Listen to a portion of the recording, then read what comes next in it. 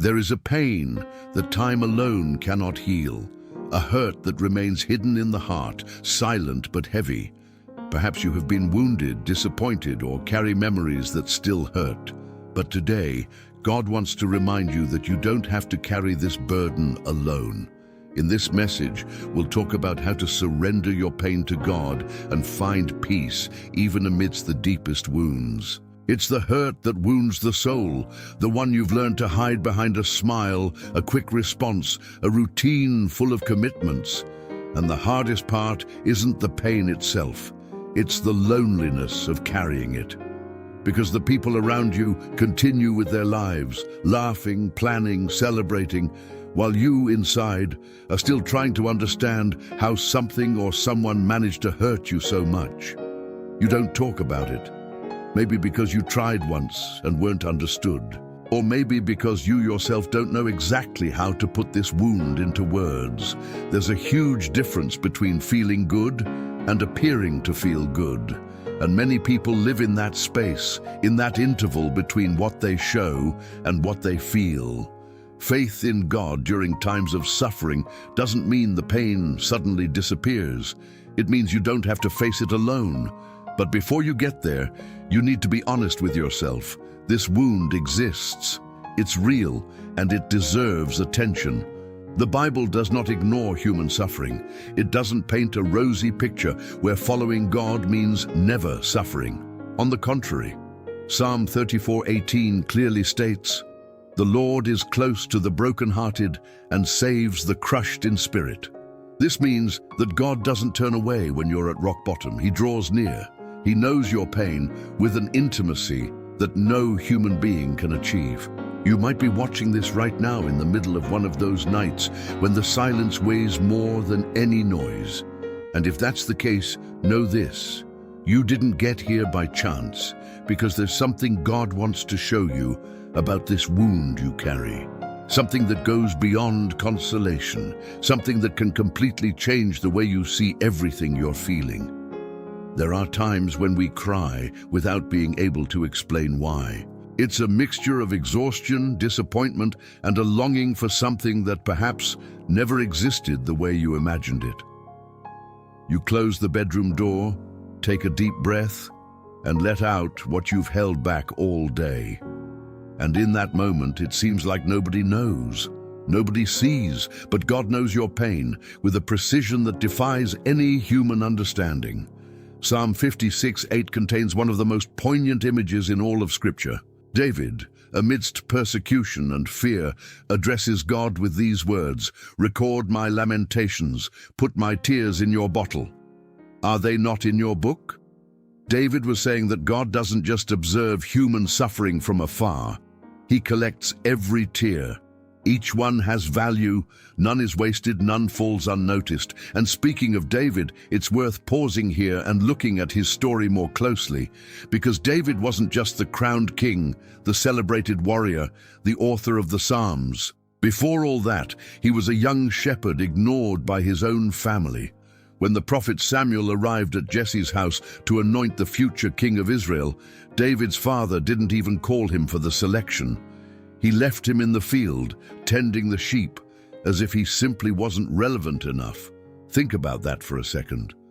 God's chosen one was the forgotten one of his family. But the story didn't end there. David faced Goliath when everyone else retreated. He served King Saul loyally, even though he was persecuted by him without reason. He spent years fleeing, hiding in caves, betrayed by people he trusted, abandoned in critical moments. And throughout this process, he didn't hide his pain from God. He poured it out, cried out, wept, questioned, and it was precisely in this vulnerability that he found hope in God for his wounded heart. God did not turn away from David's anguish. He stayed. And he transformed that forgotten shepherd into the greatest king Israel ever had. What does this have to do with you? Everything. Because the hurt you carry today, the one that seems inescapable, the one that makes you feel forgotten or invisible, has not gone unnoticed in God's eyes. He sees, he feels with you. And just as he stood by David in the caves, he is by your side now. The question is not whether God can heal a wounded heart. The question is, are you willing to let him get close enough to do so? Carrying weight for too long changes your posture, not just your physical posture, but your inner one as well.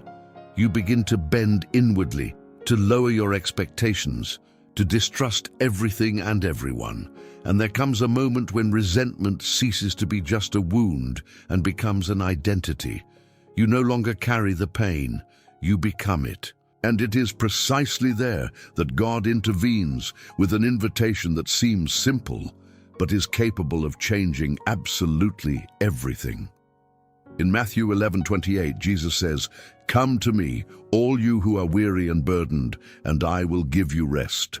This isn't an invitation for those who are already well. It's a direct invitation for those who are exhausted, for those who have reached their limit, for those who have tried everything and yet the pain hasn't gone away. He doesn't ask you to arrive fixed. He asks you simply to arrive.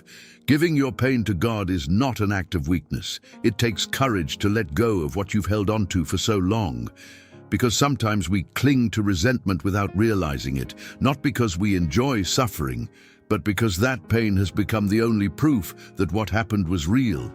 Letting go seems to erase it, but that's not how it works. Giving to God doesn't mean pretending it didn't hurt.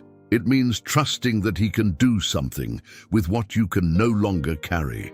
Prayer for healing emotional wounds doesn't need to be elaborate. It doesn't need beautiful words or sophisticated religious vocabulary. It can be that unexplained cry, that silence before God where you simply say, "I can't stand being alone anymore. I'm here." God understands all the languages of pain, and he answers them all. Emotional healing through faith begins precisely at this point of honest surrender. There's something no one tells you about this invitation. It's not a one-time event. It's renewed every day. Because healing isn't an isolated event. It's a process. And every morning you wake up and decide once again to trust God. Instead of carrying the burden alone, you're taking another step in that process. This is like overcoming resentment towards God, not in a magical instant, but in a daily walk of surrender and trust. And what happens after you surrender? What does God actually do with that pain you've placed in his hands? That's what comes next.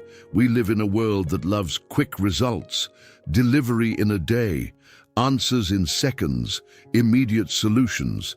And when this mentality enters spiritual life, it creates an expectation that often disappoints, that trusting in God should solve everything at once, instantly. But the truth is that God heals wounded hearts in a way the world cannot imitate. Deep, silent, complete.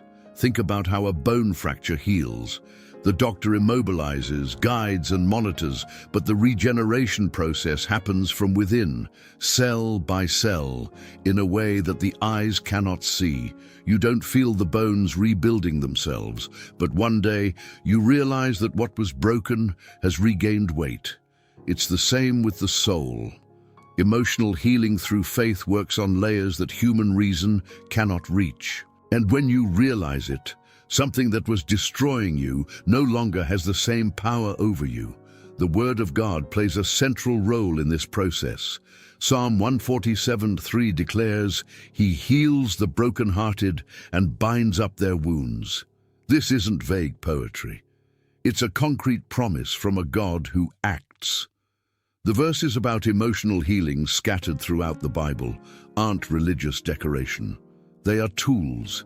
They are nourishment for a heart that is rebuilding itself. When you read them, meditate on them, and let them in, something changes inside. Not always dramatically, but in a real way. Before we continue, just a quick moment. If this message is touching your heart, please subscribe to the channel and leave a like. This helps this content reach more people who also need to hear it today. Now let's continue. Prayer to heal emotional wounds is also part of this silent miracle. Not because God needs to be convinced to act, but because prayer positions you. It intentionally places you before God, opens space for Him to work on what is closed, illuminates what was in the dark. And the presence of God in itself is already healing. Sometimes you finish a prayer without having a clear answer, but with a peace that definitely didn't come from yourself. Philippians 4:7 calls this peace a peace that surpasses all understanding. And it is real. But there is a step that many people fear to take, a step that seems impossible when the wound still hurts. And it is precisely this step that opens the door to everything that comes after. Forgiveness. Just hearing that word might have caused some resistance within you, and that's okay. Because forgiveness is probably the most difficult terrain in the entire spiritual journey, especially when the hurt was caused by someone who should have protected you, loved you, respected you. No one has the right to minimize what you've been through. But there's a truth that needs to be stated clearly. A lack of forgiveness doesn't hold the person who hurt you captive. It holds you captive. Imagine carrying a burning coal with the intention of throwing it at someone. While you hold it, you're the one who gets burned. That's how unforgiven resentment works. It occupies space inside you, consumes energy, contaminates relationships, and distorts how you see the future. And the person who caused you that pain often goes on with their life without even knowing the weight you still carry because of them. Forgiveness and spiritual restoration don't mean saying that what happened was fair. It doesn't mean resuming a toxic relationship. It doesn't mean pretending it didn't hurt. It means making a deliberate choice not to let that pain continue dictating your life. Jesus on the cross, with his body broken and his heart shattered by the betrayal of his own disciples, said, "Father, forgive them, for they do not know what they are doing." Luke 23:34. It was not weakness. It was the greatest display of spiritual strength the world has ever seen. How can you overcome sadness and resentment when they seem to have deep roots? The answer lies in understanding that God transforms pain into learning, not to justify suffering, but to ensure that it is not in vain. Each wound you surrender to the healing process becomes over time a source of compassion, wisdom, and the ability to understand others. What tried to destroy you can become the foundation of something extraordinary within you. You don't need to feel forgiveness to begin choosing it. That's the part nobody tells you. The feeling comes later. The choice comes first. And when you make that choice, even with the pain still present, something begins to move inside you. An invisible current begins to loosen, and a lightness you'd forgotten what it felt like begins to return. This lightness has a name, and it goes far beyond simple relief. What comes after forgiveness is something that many people spend their entire lives searching for in the wrong places. There is a peace that the world cannot give. It is not the peace of having no problems. It is not the peace of having all the answers. It is a peace that coexists with uncertainty, that remains even when circumstances have not changed, that sustains even when logic would dictate panic. Jesus was very specific when he said in John 14:27, "Peace I leave with you, my peace I give you. I do not give to you as the world gives. Do not let your hearts be troubled, and do not be afraid." This is inner peace through the presence of God, and it is available to you. The heart that has endured pain, that has dared to let go of its hurt, that has chosen forgiveness even without feeling it, that heart does not return the same. It returns stronger. With scars, yes, but scars that tell a story of survival, of faith, of overcoming. God comforts those who weep not so that they remain trapped in tears forever, but so that the tears fulfill their purpose and give way to something new. The rain has a time to stop, and after it, the air is different. The time has come to deliver on what was promised at the beginning of this message. There is a verse that carries immense prophetic weight for those emerging from a period of pain. It is in Job 8:7, and it says, "Your beginnings will be small, but your future will be very great." Job lost everything: family, health, possessions, reputation.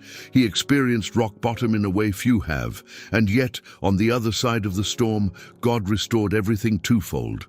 Not because Job was perfect, but because he didn't let go of God's hand, even when he understood nothing.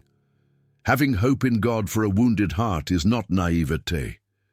It is the wisest decision anyone can make in the face of pain. Because when you entrust to God what you cannot resolve, you place it in the hands of the one who can do what no human being could. God heals wounded hearts. This is not a slogan. It is not a motivational phrase. It is a proven biblical reality in thousands of lives throughout the history of humanity. And you, who have made it this far in this video, have already taken the first step. Because healing begins when you stop, listen, and open your heart so that God's truth can enter. Pain doesn't have to be the last word in your story. It can be the chapter that precedes the greatest turning point. And he who began a good work in you, as Philippians 1:6 says, will complete it. Don't give up. The storm has passed. Peace has arrived, and the best is yet to come. If this message touched your heart, share it with someone who also needs to hear it today.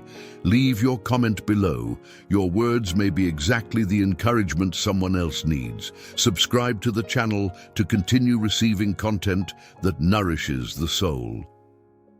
You are not alone on this journey. God sees you, knows you, and has a beautiful plan for your life, even after everything you've been through. Prayer, Lord God. At this moment we place before you all the sorrow, all the pain, and all the wounds that still weigh on our hearts. You know the tears that no one sees and the feelings that we often cannot express. Father, help us to place this burden in your hands. Heal what is wounded, restore what has been broken, and fill our hearts with your peace. May your presence strengthen us and teach us to trust in you, knowing that your love is greater than any suffering. In the name of Jesus, amen.